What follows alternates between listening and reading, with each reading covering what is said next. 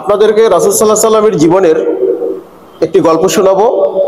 গল্পটি জানা সবার জন্য জরুরি, গুরুত্বপূর্ণ এবং ফলপ্রসূ। গল্পটি হলো এই, রাসূল সাল্লাল্লাহু আলাইহি সাল্লামের কাছে একজন সায়েল, একজন ভিক্ষুক আয়েশা সাহায্য প্রার্থী। তিনি রাসূল সাল্লাল্লাহু আলাইহি সাল্লাম দেখলেন কিছু সাহায্য চাইছে। রাসূলুল্লাহ সাল্লাল্লাহু আলাইহি সাল্লাম দেখলেন লোকটি যুবক, কাজ করলে কাজ করতে পারে। রাসূল সাল্লাল্লাহু আলাইহি সাল্লাম তাকে জিজ্ঞেস করলেন, তুমি কেন সাহায্যের জন্য আসছো? তুমি কি কাজ করতে পারো না? তোমার কি বাড়িতে কিছু আছে, কোনো সামান কিছু আছে বিক্রি করার মতো? রাসূল সাল্লাল্লাহু আলাইহি সাল্লাম কাছে উনি বললেন, না, আমি একদম নিঃস্ব, আমার কিছু নাই। রাসূল সাল্লাল্লাহু আলাইহি সাল্লাম বললেন, কিছুই নাই? তিনি বললেন, একটি কম্বল আছে। রাসূল সাল্লাল্লাহু আলাইহি সাল্লাম বললেন, যাও কম্বলটা নিয়ে আসো। রাসূল সাল্লাল্লাহু আলাইহি সাল্লাম কম্বলটি বিক্রি করলো। বিক্রি করে একটা কুঠার কিনলো। কুঠারের হাতলটা রাসূল সাল্লাল্লাহু আলাইহি সাল্লাম নিজে বসিয়ে দিল, নিজে লাগিয়ে দিল। দিয়ে রাসূল সাল্লাল্লাহু আলাইহি সাল্লাম বললেন, যাও জঙ্গলে যাও, কাঠ কাটো, কাঠ সংগ্রহ করো, সেগুলোকে বাজারে বিক্রি করো। রাসূল সাল্লাল্লাহু আলাইহি সাল্লাম তাকে উৎসাহ দিলেন কাজ করার। তিনি চলে গেলেন, কাঠ কাটলেন, জঙ্গলে গেলেন, সেগুলো বিক্রি করলেন।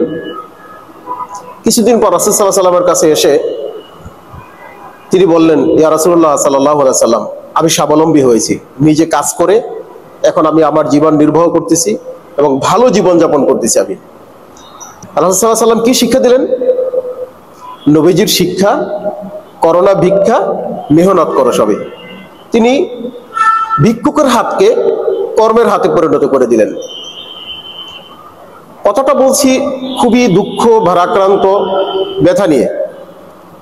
মসজিদগুলোতে আমাদের দেশের নামাজের পরে, ফরজ নামাজের পরেই 2 জন 3 জন 5 জন করে লোক দাঁড়িয়ে যায়, ভাই আমাকে কিছু সাহায্য সহযোগিতা করেন, মেয়ে অসুস্থ, বাবা অসুস্থ, স্ত্রী অসুস্থ, একদম এভরিডে এরকম, বলতে গেলে প্রতিনিয়ত, অনেক সময় ফজরের সময়ও।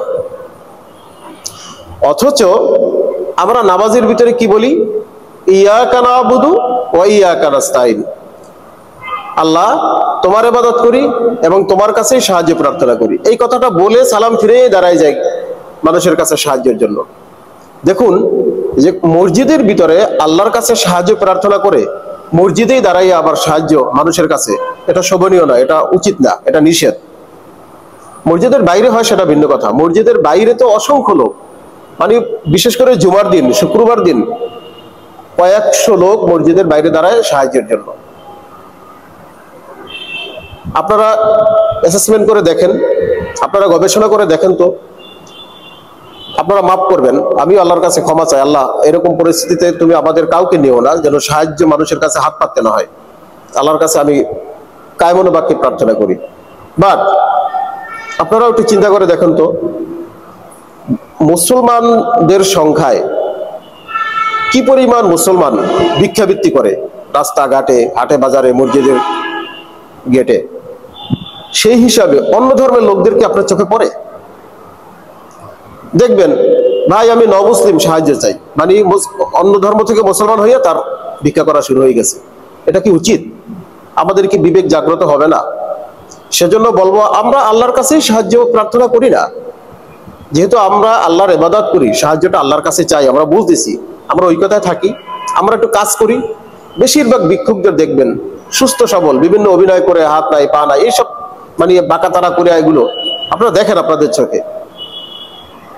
তারপরে বাইরে যেটা হয় হয়, কিন্তু মসজিদের ভিতরে দাঁড়াইয়া নামাজ শেষ দাঁড়াই গেল, আমাদেরকে সাহায্য দেন, এটা কিন্তু উচিত না ভাই। আপনারা যাদের চোখে পড়তেছে এবং মুসল্লিরা যারা আপনারা এই ভিডিওটা দেখবেন দেশের সারা দেশে, আপনারা ওই সমস্ত লোকদেরকে নিরুৎসাহিত করবেন, ভাই মসজিদ এটা করো না।